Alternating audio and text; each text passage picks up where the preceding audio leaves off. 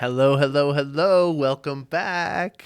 This is the Showing Up to Life podcast and YouTube channel. My name is Art Burns, and I'm excited to be back. I know the other day, just a couple of days ago, I did the first episode in almost a year, if not a little over a year.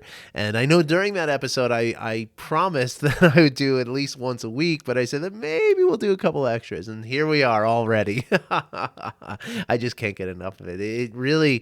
It feels so good to be back. It feels so, and that familiar feeling is something that's also, as we practice mindfulness, or the practice of mindfulness allows us to, recognize those feelings in a little bit more clarity and a little bit more appreciation, if you will. Right. And so that's, I think, what's going on here is that I'm feeling it very, very strongly. This, familiar happiness that I felt, all the years of doing this podcast, which again, as I said the other day, I felt like it kind of lost that aspect, and now I feel like that's back. So I'm really, really excited.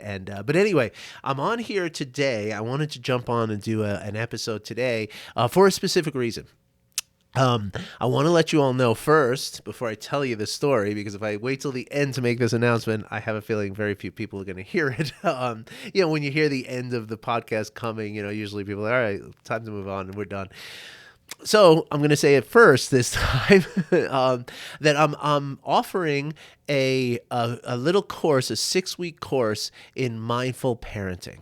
Okay, and the story I'm going to tell you is what mindful parenting is all about. Okay, but anyway, this course is going to be a 6-week course, 6 1-hour meetings, and I have 4 different groups. Okay, that are the 4 different options of times and days that you can choose. So I'll put the link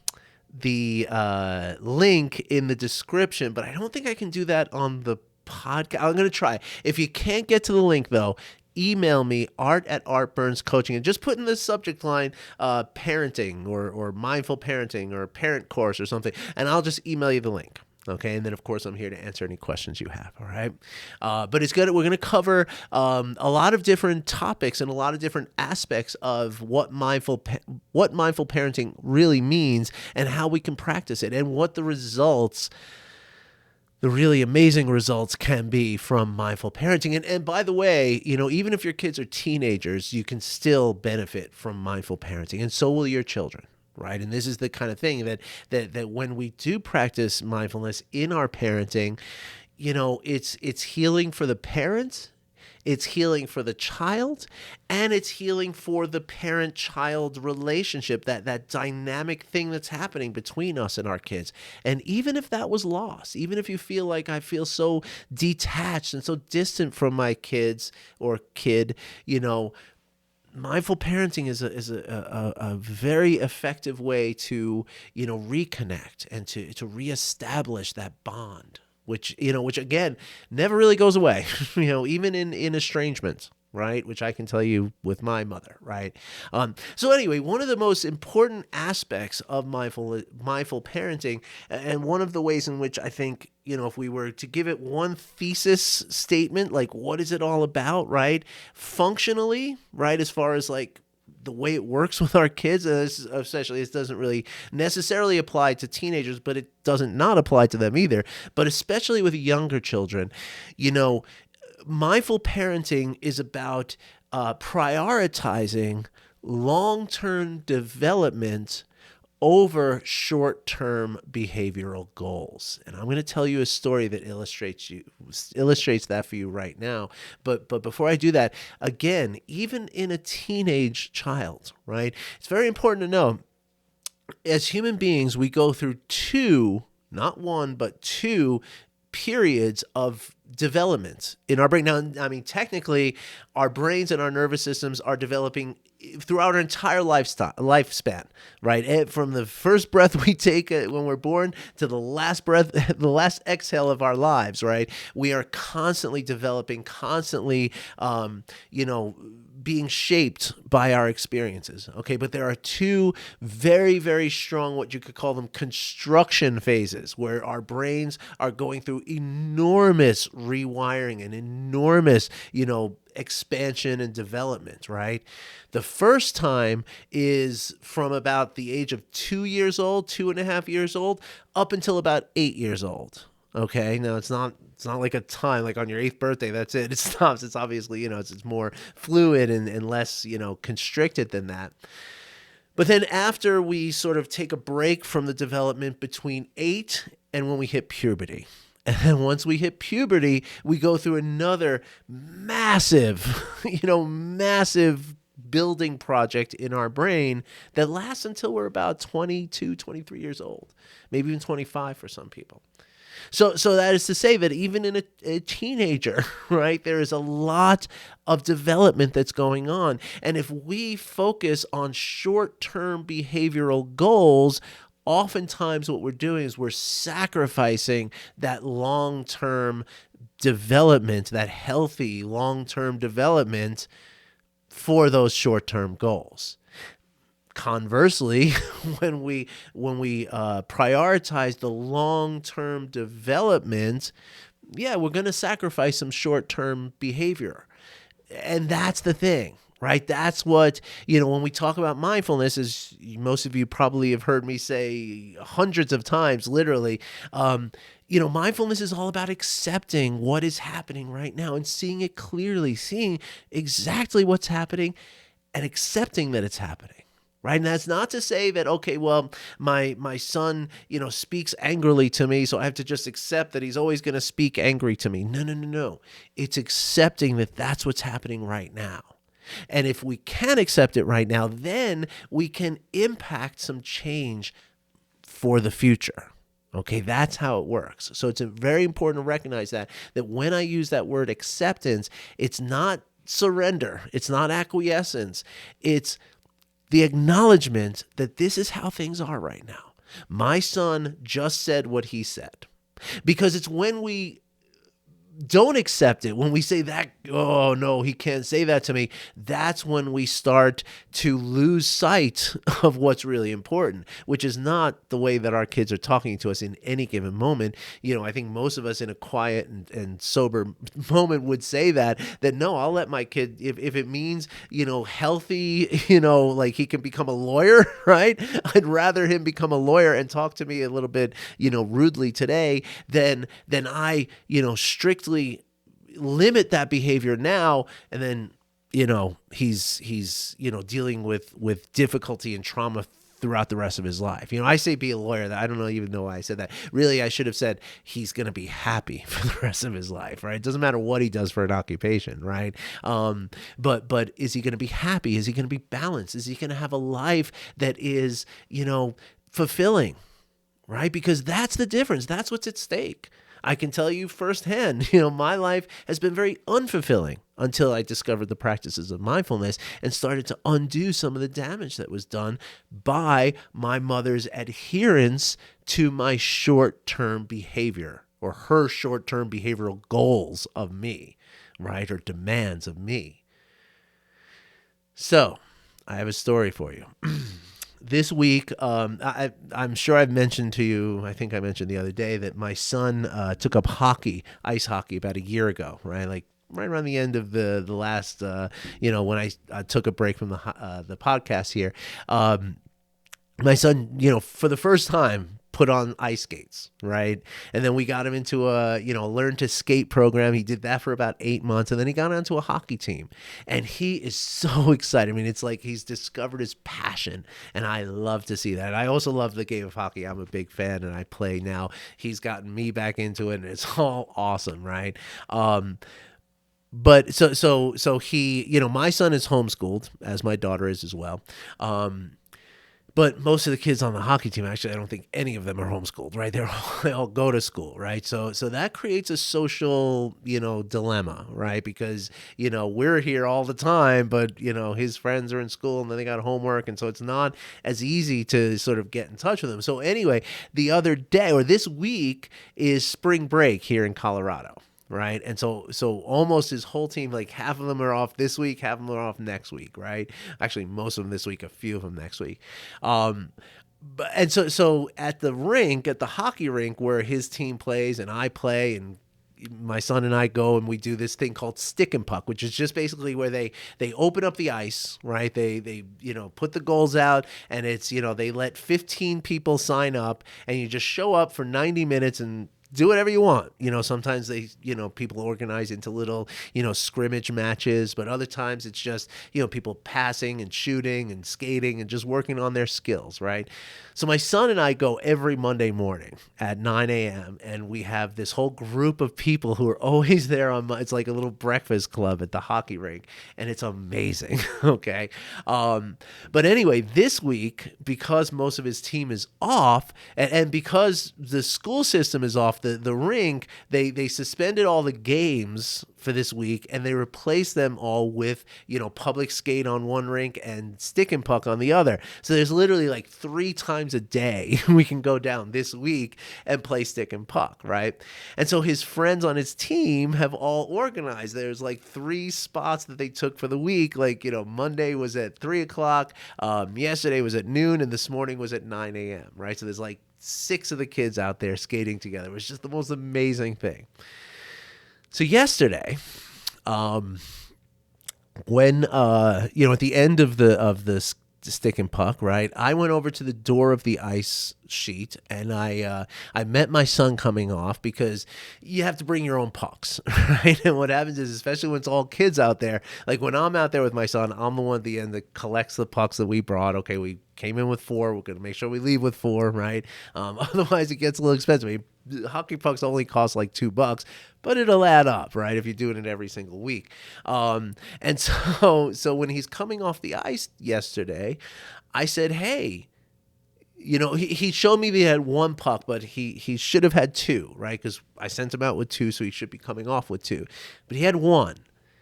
And I was like, when he's coming off, I was like, okay, well, can you go get the other one, And in an extraordinarily uncharacteristic way, right, he snapped at me, right? He's like, I don't feel like it. And he stormed past me, just like gruff, like, I don't want to. And he just clunk, clunk, clunk, clunk, right past me. Now, in that moment, a lot is going on.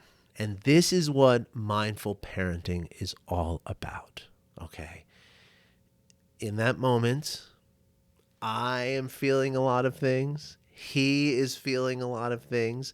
And the two of us are, experiencing these feelings together in a very real way, right? Now, I don't know what he's feeling, right? Not yet. We're going to get to that in a second. But let's just talk about what I was feeling as a parent in that mode, right? Or in that moment, pardon me. Number one, it's not okay to talk to people like that. Right. And that made me feel, unconsciously, driven to correct that crap. Right. No. You're not going to get away with talking that way. Right. Which is okay. Right. There's nothing wrong with a parent demanding a certain level of cordiality, right? That's part of modeling for the children, right? Because when he's 30 years old, if he's going to talk to one of his employers like that, he's going to find himself out of a job, right? So it's important. That's an important skill for him to develop, the ability to not be rude to people, right? But maybe there's something, not maybe, there's certainly something more going on there as well. Because when he said that, right, there's other kids around, there's other parents around. And so when I had this drive to say, wait a second, you come back here and you don't talk to me that way, you get out there and go get that puck, right? That would have been a choice for me, right? But mindfulness, whether we're applying it to parenting or applying it to any area of our life, right?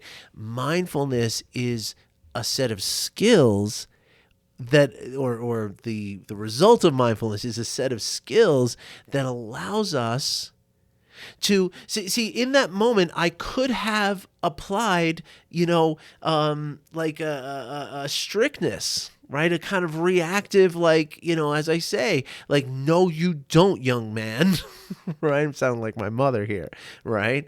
And in a certain sense that it wouldn't have been wrong to do so, right? And that's the other thing about mindfulness is we have to recognize that it's not, nothing is ever good or bad or right or wrong or, things are either beneficial or not beneficial. That's objective, right? But anytime we say something's right or something's wrong or we say something's good or something's bad, well, that's a judgment. And that's not necessarily true. Right. And as I say to people, my clients and students all the time, that I could come up with just as many reasons to say that it's good as you're saying it's bad. So how could it be either? Right? How could it be one or the other? It can't be. It's both and it's neither, really. That's technically what we're looking at.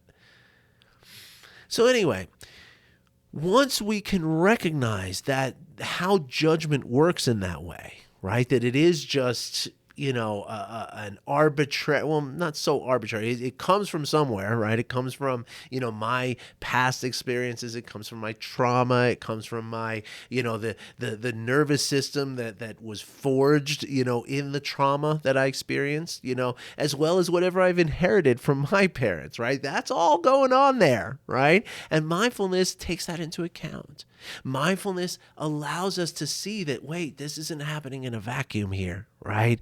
And the way that I'm experiencing this moment has everything to do with what's happened throughout my history and even my ancestral history, right? What happened to my grandparents as it does to anything that's happening right now. In fact, usually much more so, especially something that's really triggering us, right? So now in mindfulness, the way I teach mindfulness, right, I don't have people do formal meditation for a few weeks, right? What we start with is a very basic sort of check-in. Because everything we experience as a physical experience, we experience as an emotional experience, and we experience as a thought-based experience, right? Which is usually in the form of a story, right? Now, I say everything we experience, but even when we're experiencing quote unquote nothing, even when I'm just sitting here, even without the television on, without the, whatever circumstances, as I'm sitting here, quote unquote, doing nothing, I am in my body, right? I can feel what's happening in my body. I am experiencing emotions. Now, sometimes if I'm quote unquote doing nothing, those emotions might feel neutral, right? But not always, right? And then, of course, there's also something happening in my thoughts all the time. There's never a time where we're not experiencing thoughts in our mind. And again, the individual thoughts tend to sort of coalesce and string together into a narrative, into the running chatter of the mind, right? Now, the important thing to recognize is that, again, these are the three realms of every moment of my life. There's never a moment where I'm not having a body experience, I'm not having an emotional experience, and I'm not experiencing thoughts and storytelling in my mind. There's never a moment that doesn't happen, even when I'm sleeping, right? So the idea then, I guess it's questionable whether we're experiencing emotions when we're sleeping, but anyway, you get my point, right? Let's not be too literal, okay? But the point is that, and this is why I say, like, when I first start working with someone, let's say you were to hire me tomorrow, work with either you or you and your child, or let's say you join my parenting course, right, that starts next week. The first thing I'm going to teach you is to start practicing checking in, right? What we do is we just say, set a timer to go off 4 times throughout the day. And when the timer goes off, you just stop what you're doing for a few seconds and you notice your body, you notice your emotions, and you notice the story that's going on in your mind, right? Now, you do that 4 times a day for a few weeks, and then all of a sudden, well, not all of a sudden, it's a gradual process, and it does take some time to get to the point where it happens in those, more, trying moments, right? But that's what happened with my son. When he snapped at me and stormed past me, right? Because I've done so much practice, it's second nature to me, right? I just automatically felt, whoa, feel that tension in my chest right now. Feel the anger welling in. I think I've told you before, I had an ex-girlfriend many years ago who used to laugh at me when I got angry. She says, your ears are red. I can always tell when you're angry, right? And I feel the flush, right? Well, I felt that in that moment. And then I can notice like, whoa, I'm feeling some like anger. But now that's the thing about emotions is that there's usually, emotions kind of work like a mosaic, right? Where you back up far enough and you see the image of a fish. But when you get close to it, it's just a bunch of seemingly random stuff happening, right? And so it's anger, but it's also probably some fear, right? Like, what are those parents up there thinking when they see me, when they see my son say that to me? Right? They're expecting me to do something right now. And if I don't do it, how are they judging me? What are they thinking of me? Well, it doesn't matter, right? But that's going to be part of my emotional experience. And then that's the story as well, right? That's the saying, like, I can't allow my son to just walk away after having said that to me, right? But now here's the thing. If I was to put one word on mindfulness to say the quality that mindfulness really cultivates, it's curiosity more than anything else, right? It's the ability to say, wait a second, what is really happening here? Because on the face, it's, my son is rude, I got to fix it, right? But again, that's a short-term behavioral look at it, right? And quite honestly, it's a short-sighted view of the entire experience, right? And so if I never go further than that, like my son said something rude, I got to fix it, right? If I never take it further than that, well, that becomes reactivity, right? That becomes, oh, no, you don't, young man. You get back out there and get that puck right now. Right? Which, now here's we're going to cross over between what was happening with me and then what was happening with my son in that moment, right? Because he's a human being too, right? And as a human being, just like me, he's experiencing something in his body right now. He's experiencing an emotion right now. He's experiencing a thought-based process that culminated and promoted that I don't want to get the puck and storming past me like some, kid that I don't even know, right? So when I can pause for a moment and sort of step back into myself, it allows for curiosity to come through.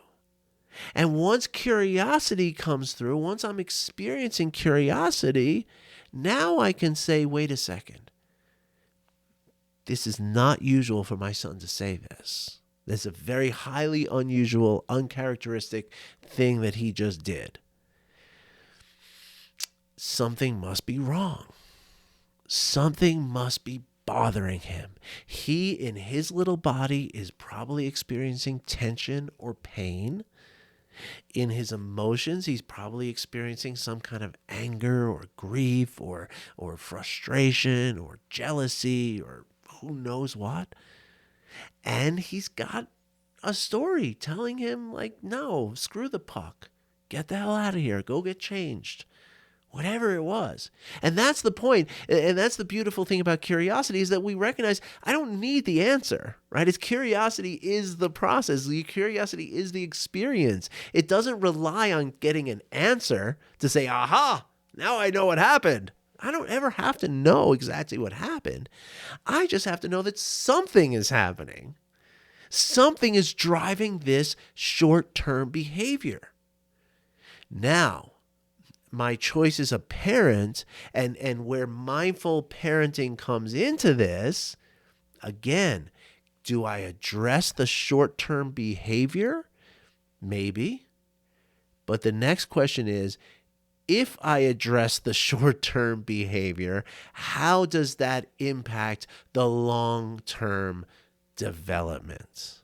Now, it just so happens that one of the kids on the ice was a girl from my son's team who, I think there's a little bit of a crush going on. right? I think it's a bi-directional crush even, which is the sweetest little thing. So if I embarrass him in front of his friends and this girl who he thinks is this could be the first girlfriend he has. Could be the first girl he kisses.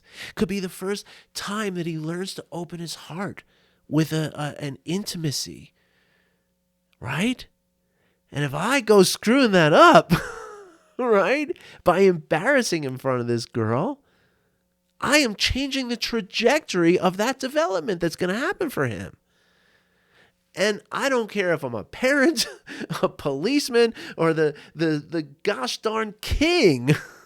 It is not my place to change the trajectory of my son's experience. That's his experience. That's his life. I've had my life, and when I was his age, I wouldn't have wanted somebody to embarrass me in front of my friends and my potential girlfriend. And I can tell you that my mother did embarrass me all the time in front of my friends like that. So I am, I guess, fortunate in a twisted way that I had that experience. So I know, but again, you don't have to have had trauma. Practicing mindfulness is enough, okay? And so when I do that, when I get that curiosity, right, that leads to empathy. Right? What I described just now is empathy. When I can sense that, wow, my son is feeling some emotions, I can feel it in a certain way, right? And that really relies on my own self-awareness, that I can notice like that resonant feeling that I'm experiencing, that he is experiencing too. That's how it works. Like Jack Kornfield says, when you walk into a violin store, if you pluck the strings, run your fingers across the strings of one violin, the violin to the right of that one and the violin hanging on the wall to the left of that one are both going to resonate. Human beings are the same way.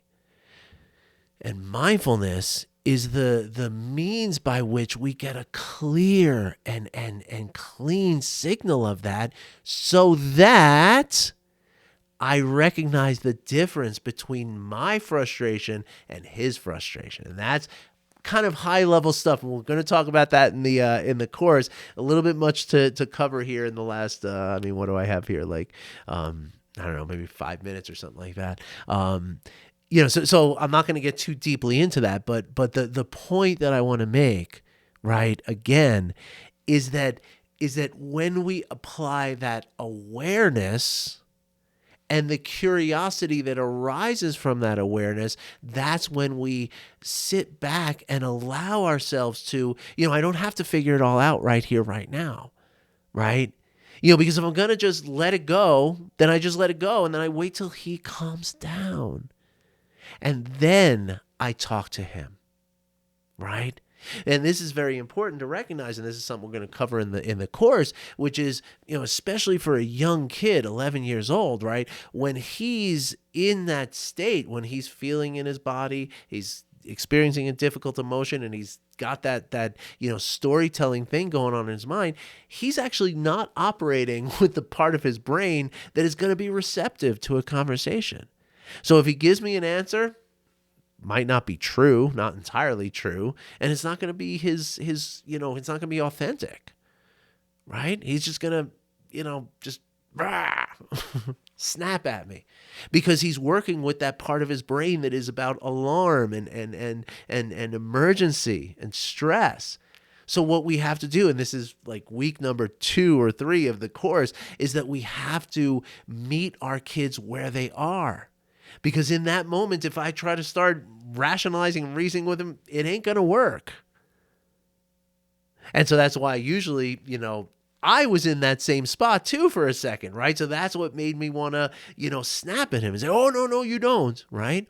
That's not my executive functioning there. That's my, what they call the limbic area of my brain screaming out, right? And again, that's coming from an emotional place, a fear. Right? Fear of, well, I can't let my son talk to me that way. And what about all these other parents? And what about his friends? What do they think of me? What does that hockey coach think of me? you know? And the thing is that once I really, when I let myself calm down and get to that place where I am using that executive functioning of my brain, I recognize that it doesn't matter what those people think of me. That my son's long-term development is more important than any of that. So, fortunately for me and for my son, I was able to, catch this and recognize this and work through this and process this. And I just, okay, it's a $2 hockey puck. And really, I have to also remind myself that the hockey pucks, it's like some days we leave with 4 more pucks than we came with, and other days we leave with 4 fewer pucks than we came with, right? So it's not like, I didn't lose anything, right? It was purely just to make an example of it. And so once I, again, get myself into that, and the curiosity is what gets us to that place, right? My being able to sense, like, okay, feel my body, notice my emotions, notice the thoughts going on in my brain. That's what brings that energy back to my functional brain, because the observation and the intention is that part of the brain, okay? So now, after a few minutes, I'm feeling very calm. We're on the way to the car, and I realize, or then, once I recognize that he's starting to calm down, I say, hey, what was up with that? You really seemed upset. And again, and this is the other part of mindful parenting, which we also cover in the 6-week course, is how we communicate, right? I didn't say, hey, what was about talking to me like that, right? I said, hey, you seemed upset. Tell me about that. Right? Because that ultimately, whether it's a child or an adult or an elderly person, a geriatric, the one thing that is common for every human being is that we want to feel felt. We want to be heard. We want to know that we matter to the other person that we're interacting with in any given moment. And so for me to say, if I were to open up the conversation and say, I really didn't like the way you talked to me there, well, that's not feeling him. That's not hearing him. But if I say, hey, it seemed like you were really upset before because you don't usually, talk that way. What was going on? Now, all of a sudden, wow, my dad cares about me. It's about me. It's not about some $2 hockey puck. And it's not about the drama and all the stuff. It's about, wow, I feel felt. And in that moment, he opened up and he told me that the girl who he has a crush on, that has a crush on him, that she hit him with the stick or with the puck or something. And it hurt. And so he was literally in physical pain, like his shin. Like I think he said she shot the puck and it hit him, right between the bottom of his shin pad and the top of his skate. There's a little, it has to be like a magical shot to get it in there. And I've never experienced that, but she nailed it.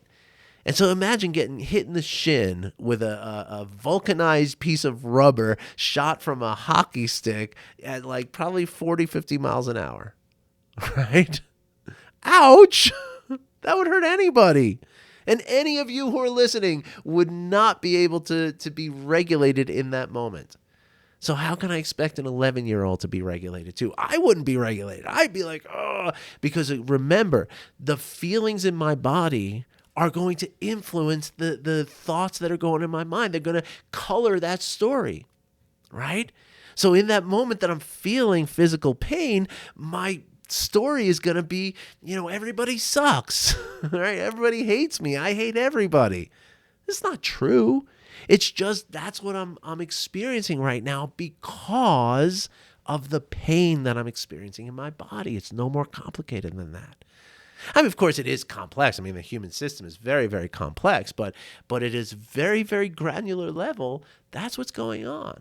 And this is rooted in science. This is not just my opinion, right? This is Stephen Porges and Bessel van der Kolk. These are some of the Dan Siegel, right? The top, Richard Davidson. I could go on and on. The top neuroscientists in the world I'll say this. This is the new science now that we understand this in a way that we haven't understood it before. That the physical experience, it's not just correlated to the mental experience, it causes the mental experience. And then it becomes a loop, right? Because then the thoughts create another emotion, which create a physical experience, which then influence the thoughts, and it becomes sort of a closed cycle that can just get all of its energy and just develop, create this like centrifugal energy that can, be overwhelming to even the most, practiced meditator in the world.